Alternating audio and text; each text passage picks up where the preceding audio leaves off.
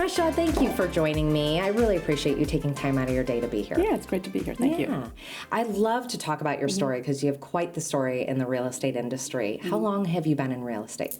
Licensed in '02, but was an investor with several properties by then that we had flipped or inherited or rehabbed or whatever. So we've been a landlord for a long time. Yeah.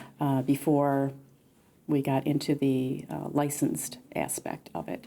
And originally got my license to aid in investing, but then when the market was going down and getting slow back then, decided to make the change to help other people buy. Yeah, right, and help build wealth for others through investments.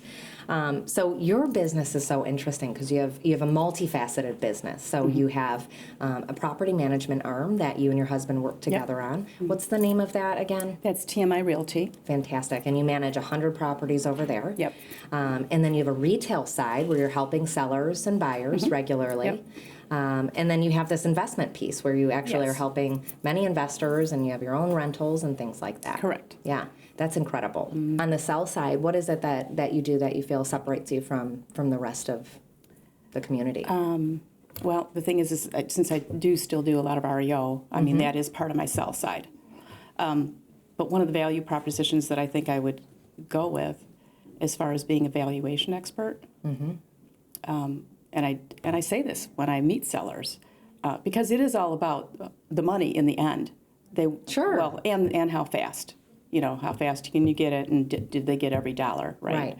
And so what I share with them is, when you sell for banks, any foreclosure agent who's been in foreclosure market, who works for banks, they have lots more to give you, and they don't keep giving you homes if you screw up. Right. Okay, so, I know how to value things properly, and the banks scorecard their agents. Yeah. And so they're keeping track of if I do a broker price opinion and I say it's going to sell for 100, well, if it sells for 70, or if I have too many of those that are Right, that's a flag on your... Right, then they're like, well, we'll find somebody else who's a better valuation expert. Yeah, that is enormously helpful. Right. Yeah. Right. Because when you price it wrong, I mean, that's the difference between selling and not selling. Right. Yeah. Exactly. You have to start right. Yes. And I mean, we've all had a few Lulus in our life where either they didn't listen to us or maybe we just don't get We're it human. right. We're Yeah. human. Once in a while, sure. I think this year my list to sell ratio is 96.2%. That's amazing. That's amazing. Yeah. Yeah. Well, fantastic. I think that's a big value add for your sellers, 100%.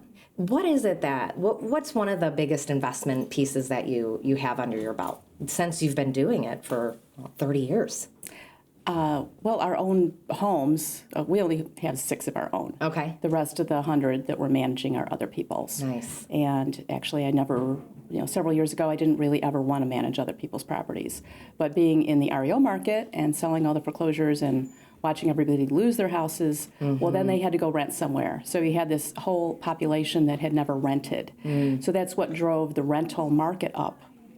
Yeah. And so many clients who moved away and needed to rent their homes out. And needed help. And they knew that we did it, and we did it well. Yeah. And so they just kept asking. And so it just grew, and that's why I opened TMI for a property management brokerage. Excellent. Instead of mixing it at Keller, I choose to have, Keller Williams be the platform that I do my listings on for buying and selling. Right. And work, and then the property management piece is just a different company. Right. Yeah, makes sense.